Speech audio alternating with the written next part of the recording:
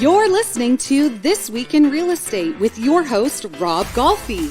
Brought to you by the Golfi Team at REMAX Escarpment, featuring Conrad Zarini, broker-owner of REMAX Escarpment Realty Inc., and Brian Hogben, owner of Mission 35 Mortgages.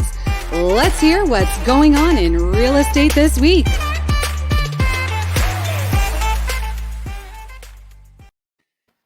Hey guys, what's happening? I see Conrad's got a new headset there going on, eh? Yeah, I'm doing the kazoo thing for those of you that remember kazoo. Just don't call me Flintstones. Don't call me Dum Dum. Don't call me Dum Dum.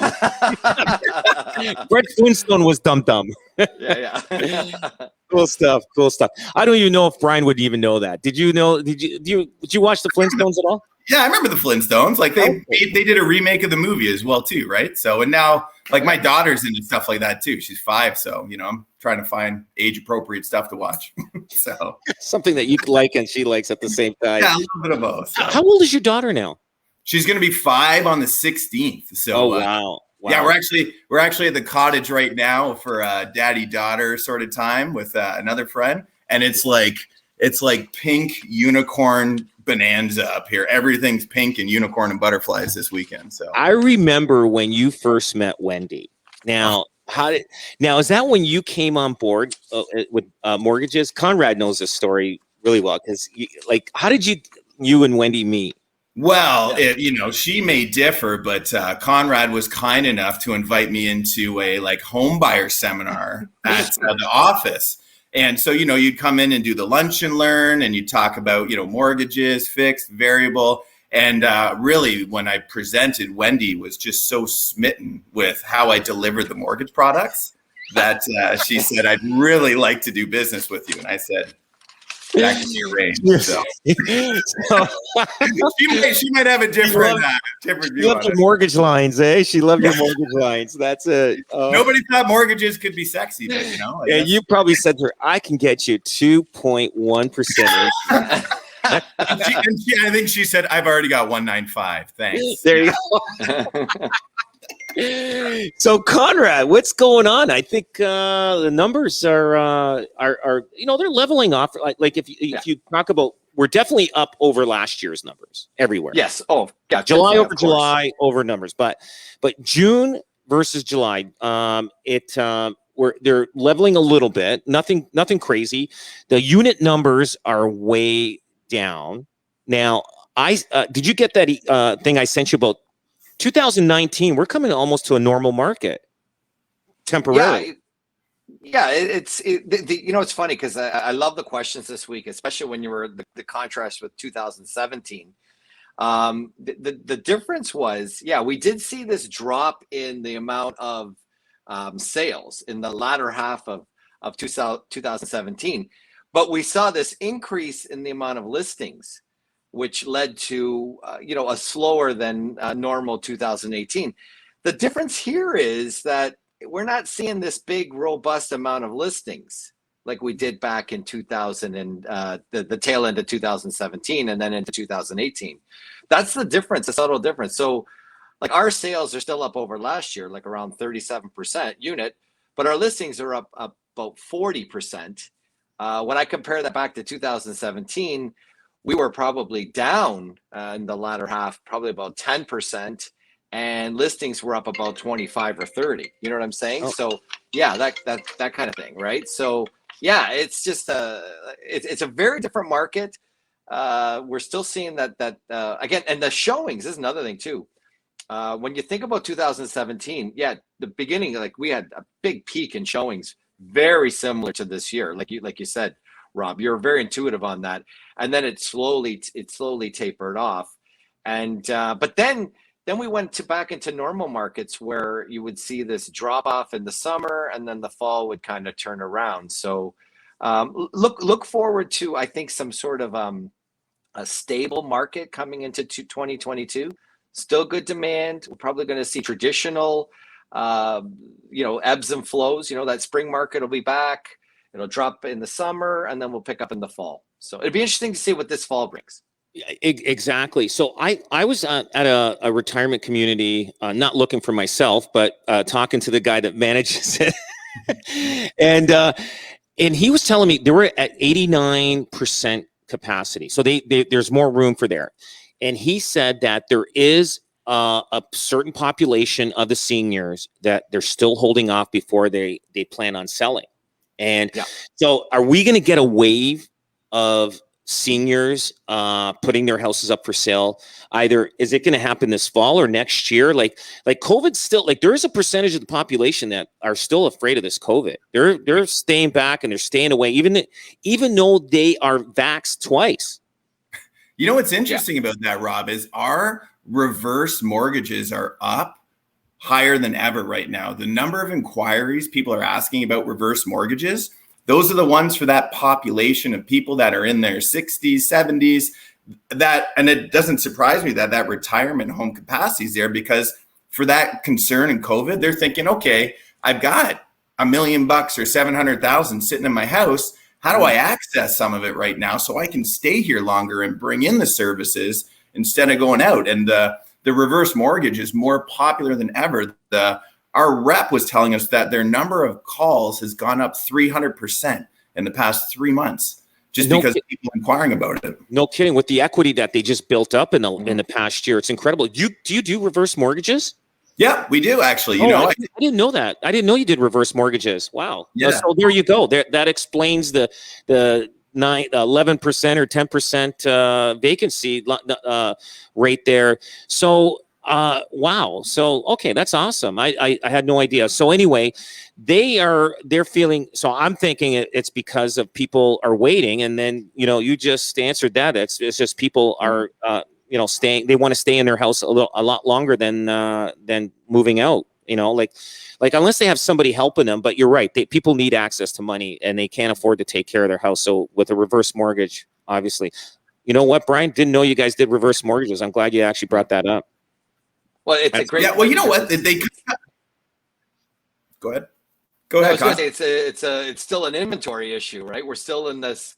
If seniors are staying longer, they're waiting to see these retirement homes or long-term care, stabilize because of COVID.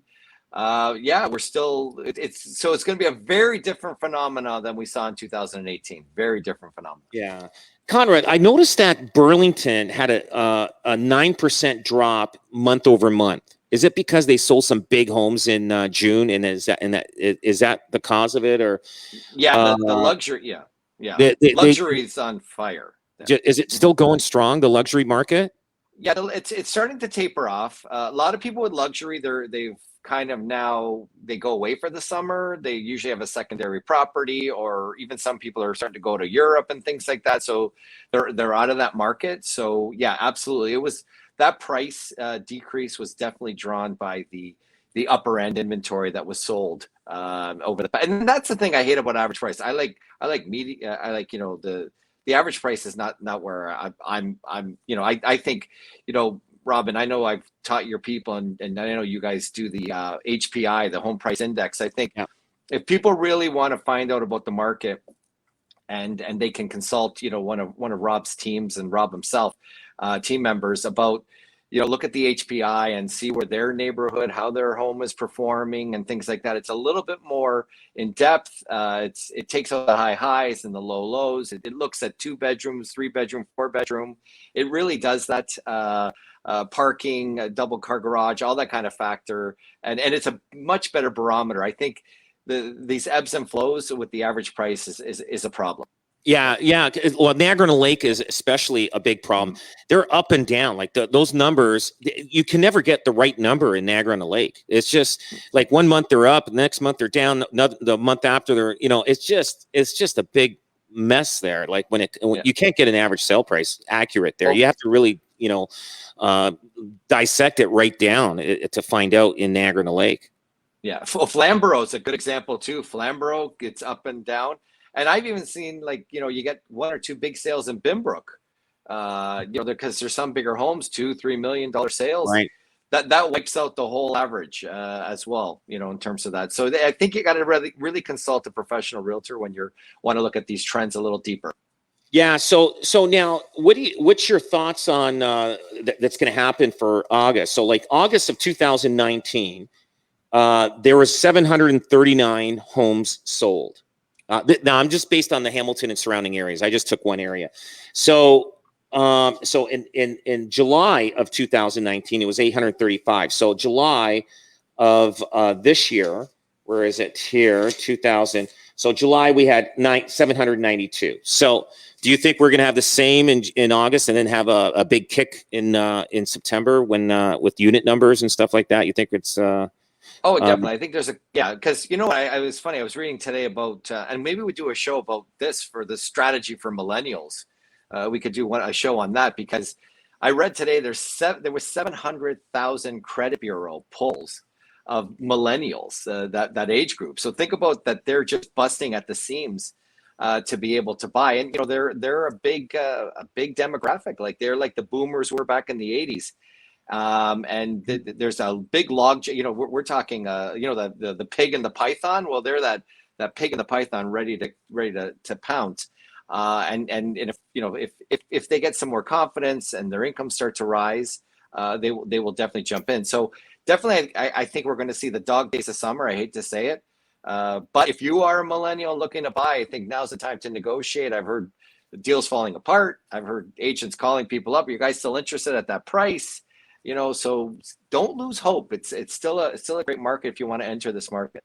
I agree. We're calling all of our pre-approvals right now because I actually think that come September, October, it's going to be that time where people said, shoot, I should have bought in July and August because we're seeing some of those conditionals again. Like me and Rob were saying, like you said, sometimes they're getting the home inspection and it's falling apart. Like for those people who have lost interest or lost hope, it's really the time now to get into it. Because that opportunity that might heat up again in the fall. So, Brian, interest rates. How long can you lock that in for somebody? If somebody came to you and said, "Listen, I'm looking at buying a house, and the interest rates are obviously awesome right now, but how long can you lock it in before it goes to new? Is there a time limit on a interest rate lock in?"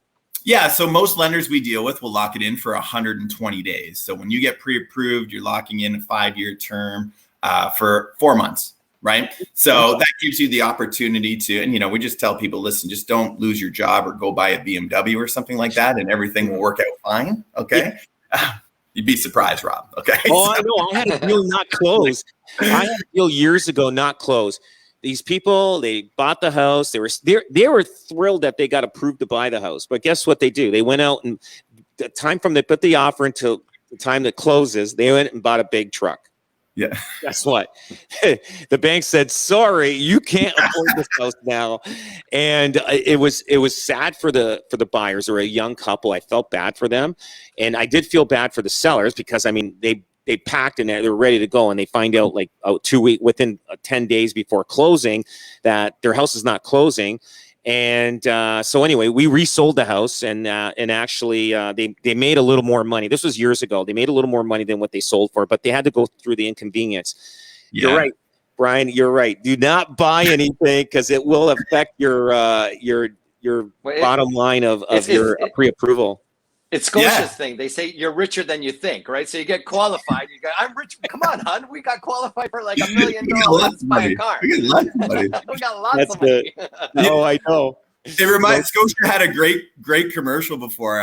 If you remember, they were advertising a cashback mortgage, and basically it's a new couple showing this beautiful home. And it's got no furniture in it, right? And it's like they just moved in, and the other couple says, "This is beautiful, honey. How long have you guys lived here for?" And they're like, 5 years. Goes get some cash back for your mortgage. But no kidding. Good stuff. Yeah. Good stuff. Well, hey, everybody, listen, if you guys are looking to get a pre-approval, go to Mission 35. Brian is the guy. Conrad, thank you so much. Broker owner, REMAX Niagara, REMAX Escarpment. And guys, listen, have a great weekend. I'm going to be heading out to Shirkston right now, enjoying the weekend there. And I know Brian's out at his cottage right now. Yeah, Conrad, where are you? You're are you going anywhere?